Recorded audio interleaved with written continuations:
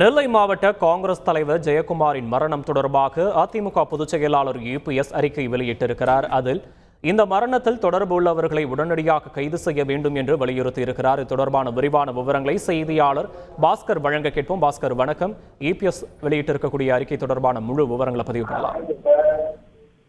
அதிமுகவின் பொதுச் செயலாளரும் எதிர்க்கட்சி தலைவருமான எடப்பாடி பழனிசாமி நெல்லை மாவட்ட காங்கிரஸ் தலைவர் ஜெயக்குமார் சிங்கம் 2 நாட்களாக காணவில்லை என்று அவரது மகன் புகார் அளித்திருந்த நிலையில அவர் எழுந்த நிலையில சடலமாக மீட்கப்பட்டார் என்ற செய்தி அறிந்து ஆழ்ந்த அதிர்ச்சி விட்டேன். அவருடைய குடும்பத்துக்கு ஆழ்ந்த இரங்கலை தெரிவித்துக் கொள்கிறேன் என்று எக்ஸ் வலைதளத்துல எதிர்க்கட்சி தலைவர் எடப்பாடி பழனிசாமி குறிப்பிட்டிருக்கிறார். திமுக ஆட்சியில சட்ட ஒழுங்கு சீர்குலைந்து வருவதை நான் தினந்தோறும் சுட்டிக்காட்டி வருகிறேன். தற்போது ஒரு தேசிய கட்சியினுடைய மாவட்ட தலைவர் பொறுப்பில் இருக்கக்கூடியவர் இறந்த நிலையில சடலமாக மீட்கப்படுவது சட்ட ஒழுங்கு சீர்கேட்டினுடைய உச்சம். தமிழ்நாட்டில் எந்த ஒரு குற்ற செயலையும் சட்டத்தின் மீதோ காவல்துறையின் மீதோ எவ்விதமாக அச்சமின்றி சமூக விரோதிகள் செய்ய துணிந்து விட்டனர்.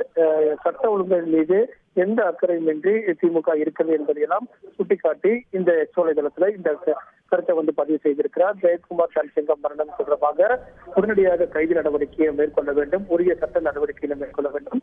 இது போன்ற குற்றங்கள் நிகழா வண்ணம் சட்ட ஒழுங்கை காக்க ஆக்கப்பூர்வமான நடவடிக்கையை எடுக்க வேண்டும் என்பது தமிழக முதலமைச்சருக்கு எடுக்கக்கூடிய எதிர்க்கட்சி தலைவருடைய வலியுறுத்தலாக உள்ளது. விவரங்களுக்கு நன்றி பாஸ்கர்.